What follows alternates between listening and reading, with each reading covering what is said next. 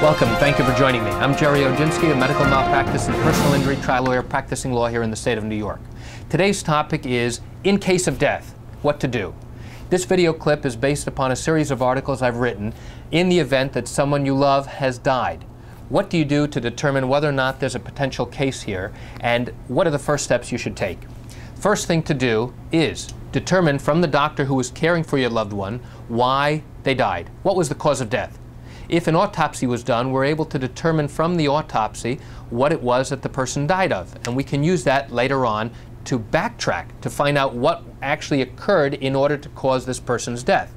One of the first steps an experienced lawyer will have to take in order to evaluate your potential case will be to have a family member named as a representative of your loved one's estate. And that's a simple process that the lawyer should be familiar with to handle. And once that's been accomplished, then we can request your medical records in order to evaluate them and have an expert review them.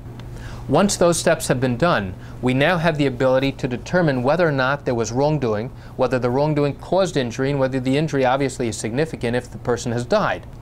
In cases where there is no autopsy, it becomes a bit more difficult to determine what the cause of death was. What was the cause of death? Cardiac arrest or pulmonary arrest?